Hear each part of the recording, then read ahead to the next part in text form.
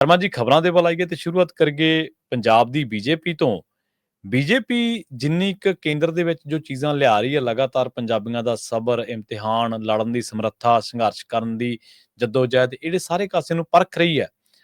ਇਸੇ ਦਰਮਿਆਨ ਪੰਜਾਬ ਬੀਜੇਪੀ ਦਾ ਫਰਜ਼ ਤਾਂ ਇਹ ਬਣਦਾ ਸੀਗਾ ਵੀ ਉਹ ਪੰਜਾਬ ਦੇ ਲੋਕਾਂ ਦੀ ਗੱਲ ਰੱਖਦੀ, ਪੰਜਾਬ ਦੇ ਜਿਸ ਖਿੱਤੇ ਦੇ ਵਿੱਚ ਉਹ ਚੋਣ ਲੜਨਾ ਚਾਹੁੰਦੇ ਨੇ, ਉੱਥੋਂ ਦੇ ਮੁੱਦਿਆਂ ਨੂੰ ਪਹਿਲ ਦੇ ਆਧਾਰ ਤੇ ਚੱਕਦੀ। ਪਰ ਦੱਸਦੇ ਆ ਕਿ ਪੰਜਾਬ ਬੀਜੇਪੀ ਵਾਲੇ ਤਾਂ ਹੱਥ ਹੀ ਖੜੇ ਕਰ ਗਏ ਆ ਜੀ। ਬਿਲਕੁਲ ਪ੍ਰਵੀਨ ਜੀ, ਪੰਜਾਬ ਦੇ ਮੁੱਦਿਆਂ ਦੇ ਉੱਤੇ ਤਾਂ ਬੀਜੇਪੀ ਕਦੇ ਨਹੀਂ ਖੜੀ, ਨਾ ਰੁਕੀ, ਨਾ ਉਸ ਮੁੱਦਿਆਂ ਦਾ ਕਦੇ ਕੇਂਦਰ ਵੱਲੋਂ ਕੀਤੇ ਗਏ ਫੈਸਲਿਆਂ ਦਾ ਕਦੇ ਵਿਰੋਧ ਕੀਤਾ।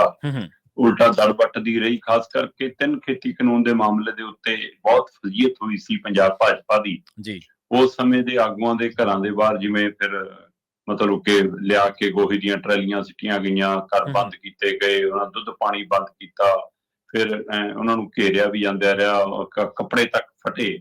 ਤੋ ਉਹ ਸਾਰਾ ਉਹਨੇ ਰੰਗ ਢੰਗ ਦੇਖਿਆ। ਉਹ ਤੋਂ ਬਾਅਦ ਫਿਰ ਕਾਂਗਰਸੀਕਰਨ ਹੋ ਗਿਆ ਪੰਜਾਬ ਭਾਜਪਾ ਦਾ। ਫਿਰ ਥੋੜਾ ਜਿਹਾ ਸੁਨੀਲ ਜਾਖੜ ਤੇ ਉਹਨਾਂ ਦੇ ਕੋਈ ਸਾਥੀ ਪੰਜਾਬ ਦੇ ਮੁੱਦਿਆਂ ਦੇ ਉੱਤੇ ਬੋਲਦੇ ਵੀ ਨਜ਼ਰ ਆਏ, ਪਰ ਉਹ ਸਭ ਦੀ ਹਵਾ ਕੇਂਦਰ ਵਾਰ-ਵਾਰ ਕੱਢਦਾ ਰਿਹਾ ਜੀ। ਉਹ ਮੁੜ ਕੇ ਇਹ ਫੈਸਲੇ ਕਰਦਾ ਸੀ ਕਿ ਇਹ ਨਾ ਕੁਸਕਣ ਜੋਗੇ ਨਾ ਬੋਲਣ ਜੋਗੇ। ਵੈਸੇ ਤਾਂ ਰਵਨੀਤ ਬਿੱਟੂ ਪਿਛਲੇ ਦਿਨ ਹੀ ਕਹਿ ਰਹੇ ਸੀ ਕਿ ਵੀ ਕੇਂਦਰ ਸਾਨੂੰ ਪੁੱਛ ਕੇ ਕਰਦਾ ਜੀ, ਆਹ ਦੇਖੋ ਜੀ ਮੈਂ ਕਰਾਤਾ ਜੀ ਵਾਪਸ ਯੂਨੀਵਰਸਿਟੀ ਵਾਲਾ ਮਾਮਲਾ, ਪਰ ਉਹ ਕਿੱਥੇ ਹੱਲ ਹੋਇਆ ਜੀ ਹਾਲ ਤੱਕ। ਸਹੀ ਹੈ। ਪੰਜਾਬ ਯੂਨੀਵਰਸਿਟੀ ਦੇ ਮਾਮਲੇ ਦੇ ਉੱਤੇ ਕੇਂਦਰ ਨੇ ਜਦੋਂ ਫੈਸਲਾ ਲਿਆ ਤਾਂ ਸਾਰਾ ਪੰਜਾਬ ਇੱਕ ਪਾਸੇ ਸੀ, ਪੰਜਾਬ ਭਾਜਪਾ ਕਿੱਥੇ ਲੱਭੀ। ਸਹੀ ਹੈ। ਬਹਿ ਜਾਂਦੀ ਆ ਕੇ ਨਾਲ ਕਿਹਾ ਅਸੀਂ ਕੇਂਦਰ ਦੇ ਇਸ ਫੈਸਲੇ ਦਾ ਵਿਰੋਧ ਕਰਦੇ ਹਾਂ ਜੀ। ਘੱਟੋ ਘੱਟ ਸ਼ਰਮੋ ਸ਼ਰਮੀ ਆਉਂਦੇ ਅਸੀਂ ਨਹੀਂ ਆ ਸਕੇ, ਪਰ ਇਹ ਦਮ ਭਰਦੇ ਰਹੇ ਜਦੋਂ ਸੈਨੇਟ ਸਿੰਡੀਕੇਟ ਚੋਣਾਂ ਬਹਾਲੀ ਦੀ ਪਹਿਲੂ ਹੋ ਗਿਆ ਕਿ ਲਓ ਜੀ ਅਸੀਂ ਕਰਾਤਾ।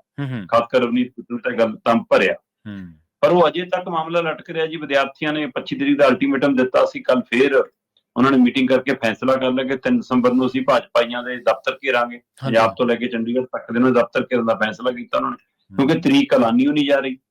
ਸਹੀ ਹੈ। ਸੋ ਇਹਦਾ ਮਤਲਬ ਕਿ ਵਿਦਿਆਰਥੀ ਜਥੇਬੰਦੀਆਂ ਤਾਂ ਫਿਰ ਇੱਕ ਪਹਿਲ ਕੀਤੀ, ਉਹਨੂੰ ਫਿਰ 3 ਤਰੀਕ ਦਾ ਉਹਨਾਂ ਨੂੰ ਟਾਈਮ ਹੀ ਦਿੱਤਾ। 25 ਨੂੰ ਅਲਟੀਮੇਟਮ ਖਤਮ ਹੋ ਗਿਆ, 26 ਨੂੰ ਮੀਟਿੰਗ ਕਰਕੇ ਉਹਨਾਂ ਨੇ ਫੈਸਲਾ ਲੈ ਲਿਆ। ਇਹ ਨਹੀਂ ਕਿ 27 28 ਦਾ ਕੋਈ ਲੈ ਲੈਣਾ, 3 ਤਰੀਕ ਤੱਕ ਨੂੰ ਜਾ ਕੇ ਲਿਆ। ਮਤਲਬ ਅਜੇ ਵੀ ਟਾਈਮ ਦੇ ਰਿਹਾ ਕਿ ਇਸ ਦਰਮਿਆਨ ਵੀ ਕਰ ਦੋ। ਪਰ ਪੰਜਾਬ ਭਾਜਪਾ ਤੋਂ ਕੰਨੀ ਕਤਰਾ ਗਈ। ਤੇ ਇੱਕ ਇਹ ਸਭ ਦੇ ਦਰਮਿਆਨ ਇੱਕ ਮਸਲੇ ਤਾਂ ਉਹ ਨੇ ਜਿਹੜੇ ਕੇਂਦਰ ਨਾਲ ਲਗਾਤਾਰ ਟਕਰਾਅ ਨੇ, ਸਾਡੇ ਪਾਣੀ ਵਾਲੇ ਮਸਲੇ, ਰਾਜਧਾਨੀ ਵਾਲੇ ਮਸਲੇ, ਹੈ ਨਾ, ਪੰਜਾਬੀ ਬੋਲਦੇ ਖਿੱਤੇ ਵਾਲੇ ਮਸਲੇ। ਪਰ ਤਾਜ਼ੇ ਮਸਲੇ ਜਿਹੜੇ ਬਣੇ, ਡੈਮਾਂ ਦੇ ਕੰਟਰੋਲ ਦਾ ਮਸਲਾ ਬਣਿਆ, ਅੱਧਾ ਪੰਜਾਬ 50 ਕਿਲੋਮੀਟਰ ਦੇ ਹਵਾਲੇ ਨਾਲ ਕੰਟਰੋਲ ਦਾ ਮਸਲਾ ਬਣਿਆ, ਰੋਕਣ ਦਾ ਮਸਲਾ ਬਣਿਆ, 3 ਖੇਤੀ ਕਾਨੂੰਨਾਂ ਦੇ ਮੁੱਦੇ ਤੇ ਕੇਂਦਰ ਨਾਲ ਟਕਰਾਅ ਵਧਿਆ, ਤੇ ਫਿਰ ਯੂਨੀਵਰਸਿਟੀ ਵਾਲਾ ਮਾਮਲਾ ਆ ਗਿਆ। ਤੇ ਹੁਣ ਉਸ ਤੋਂ ਬਾਅਦ ਚੰਡੀਗੜ੍ਹ ਨੂੰ ਸੋਧ ਬਿੱਲ ਦੇ ਰਾਹੀਂ ਪੰਜਾਬ ਨੂੰ ਚੰਡੀਗੜ੍ਹ ਤੋਂ ਬਾਹਰ ਕਰਨ ਦਾ ਫੈਸਲਾ। ਜਦੋਂ ਇਹ ਫੈਸਲਾ ਆਇਆ ਕਿ ਜੀ, ਤੇ ਇਹਦੇ ਉੱਤੇ ਇੱਥੇ ਨਹੀਂ ਰੁਕਿਆ ਮਾਮਲਾ ਕਿ ਕੱਲਾ ਉਹਨਾਂ ਨੇ ਬਿੱਲ ਲਿਸਟ ਕਰ ਲਿਆ ਕਿ ਅਸੀਂ 1 ਦਸੰਬਰ ਵਾਲੇ ਉਹਦੇ ਵਿੱਚ ਲਿਆਵਾਂਗੇ। ਬਕਾਇਦਾ ਤੌਰ ਤੇ ਪੰਜਾਬ ਦੀ ਬੀਜੇਪੀ ਲੀਡਰਸ਼ਿਪ ਨੂੰ ਕੇਂਦਰ ਨੇ ਇੱਕ ਸਕ੍ਰਿਪਟ ਤਿਆਰ ਕਰਕੇ ਭੇਜੀ। ਠੀਕ ਹੈ। ਜਿਵੇਂ 3 ਖੇਤੀ ਕਾਨੂੰਨਾਂ ਦੇ ਸਮੇਂ ਸੁਖਬੀਰ ਬਾਦਲ ਹੋਰੀ ਆਪਣੇ ਘਰ ਦੀ ਸੱਤਾ ਬਚਾਉਣ ਦੇ ਲਈ, ਕੇਂਦਰ 'ਚ ਕੁਰਸੀ ਬਚਾਉਣ ਦੇ ਲਈ ਤੋਮਰ ਦੀਆਂ ਚਿੱਠੀਆਂ ਦਿਖਾ ਕੇ ਕਹਿੰਦੇ ਸੀ ਕਾਨੂੰਨ ਤਾਂ ਬਹੁਤ ਵਧੀਆ ਨੇ ਜੀ, ਬਸ ਪਿੱਛੇ ਹਟਣਾ ਪਿਆ।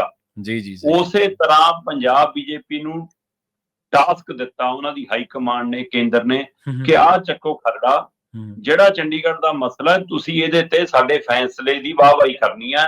ਮੀਡੀਆ 'ਚ ਜਾਓ, ਚੈਨਲਾਂ ਤੇ ਜਾਓ, ਸੋਸ਼ਲ ਮੀਡੀਆ ਤੇ ਜਾਓ, ਲੋਕਾਂ ਦੀ ਮੀਟਿੰਗਾਂ 'ਚ ਜਾਓ, ਉੱਥੇ ਕਹੋ ਜੀ ਕਿ ਇਹਨਾਂ ਨੂੰ ਸਮਝ ਨਹੀਂ ਆ ਰਹੀ ਤਾਂ ਬਹੁਤ ਵਧੀਆ। ਪ੍ਰਵੀਨ ਜੀ, ਪੰਜਾਬ ਦੇ ਬੀਜੇਪੀ ਲੀਡਰਾਂ ਨੇ ਹੱਥ ਖੜੇ ਕਰਤੇ ਕੇਂਦਰ ਮੂਹਰੇ। ਠੀਕ ਹੈ। ਆਪਣੇ ਹਾਈ ਕਮਾਂਡ ਮੂਹਰੇ ਹੱਥ ਖੜੇ ਕਰਤੇ ਕਿ ਸਾਤੋਂ ਨਹੀਂ ਬਾਰ-ਬਾਰ ਛਿੱਤਰ ਖਾਉਂਦੇ। ਕੁਝ ਕੁ ਲੀਡਰਾਂ ਨੇ ਤਾਂ ਇਹ ਵੀ ਸੁਨੇਹਾ ਘੱਲਤਾ ਕਿ ਜੀ ਜੇ ਇਹੀ ਕੁਛ ਕਰਨਾ ਹੈ ਫਿਰ ਅਸੀਂ ਸਿਆਸਤ ਛੱਡ ਦਿੰਦੇ ਹਾਂ, ਘਰੇ ਬਹਿ ਜਾਾਂਗੇ, ਹੋਰ ਪਾਰਟੀ ਦਾ ਸਾਨੂੰ ਕਿਸੇ ਨੇ ਪੁੱਛਣਾ ਨਹੀਂ। ਸਹੀ ਹੈ। ਤੇ ਇੱਧਰ ਤੁਸੀਂ ਸਾਨੂੰ ਪੰਜਾਬ ਵਿੱਚ ਰਹਿਣ ਜੋਗਾ ਨਹੀਂ ਛੱਡ ਰਹੇ। ਸਹੀ ਹੈ। ਤੇ ਇਹ ਇਸ ਲਈ ਕਹਿੰਦੇ ਅਸੀਂ ਸਿਆਸਤ ਛੱਡ ਦਿੰਦੇ, ਜੇ ਇੱਥੋਂ ਤੱਕ ਦੀ ਵੀ ਸਥਿਤੀ ਬਣੀ ਹੋਈ ਹੈ। ਠੀਕ ਹੈ। ਪਰ ਉਹਦੇ ਬਾਵਜੂਦ ਵੀ ਤੁਸੀਂ ਦੇਖੋ ਕਿ ਚੰਡੀਗੜ੍ਹ ਦੇ ਮਸਲੇ ਤੇ ਜੇ ਕੇਂਦਰ ਨੇ ਕਿਹਾ ਤਾਂ ਇੰਨਾ ਹੀ ਕਿਹਾ ਕਿ ਫਿਲਹਾਲ ਅਸੀਂ ਇਹਨੂੰ ਨਹੀਂ ਲਿਆ ਰਹੇ। ਮਤਲਬ ਜਦੋਂ ਸਾਨੂੰ ਜੀ ਕਰੂਗਾ, ਲੋੜ ਕਰੂਗਾ, ਅਸੀਂ ਫਿਰ ਲਿਆਵਾਂਗੇ, ਅਜੇ ਨਹੀਂ ਅਸੀਂ ਲਿਆ ਰਹੇ ਜੀ। ਸੋ ਹੁਣ ਬੀਜੇਪੀ ਦੇ ਹੱਥ ਖੜੇ ਤੋਂ ਬਾਅਦ ਕੀ ਕੇਂਦਰ ਸੁਧਰ ਜੂਗਾ?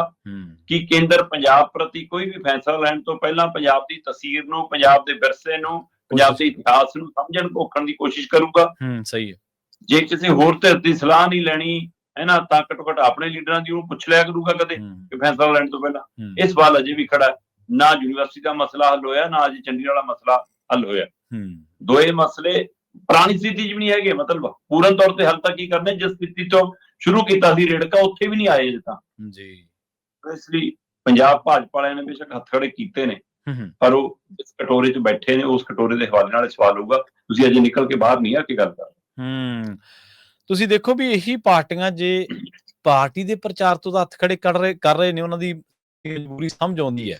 ਇਹੀ ਪਾਰਟੀਆਂ ਜੇ ਦੂਜੇ ਪਾਸੇ ਖੜ ਜਾਣ, ਜੇ ਲੋਕਾਂ ਵਾਲੇ ਪਾਸੇ ਖੜ ਜਾਣ ਕਿ ਨਹੀਂ ਇਹ ਸਾਡੇ ਖਿੱਤੇ ਲਈ ਜਿੱਥੇ ਅਸੀਂ ਵੋਟਾਂ ਮੰਗਣੀਆਂ ਉਹਨਾਂ ਲੋਕਾਂ ਲਈ ਚੀਜ਼ ਦਰੁਸਤ ਨਹੀਂ, ਦਰੁਸਤ ਕਰੋ ਤੁਸੀਂ, ਉਹ ਪਾਰਟੀ ਵਾਲੇ ਪਾਸੋਂ ਤਾਂ ਮਾਫੀ ਮੰਗ ਰਹੀਆਂ ਨੇ ਕਿ ਨਹੀਂ ਸਾਡੀ ਮਜਬੂਰੀ ਆ ਜੀ, ਅਸੀਂ ਆਏ ਆ, ਉਹ ਤਾਂ ਪੀੜੀ ਗਲੀ ਥਾਣੀ ਨਿਕਲਣਾ ਹੈ।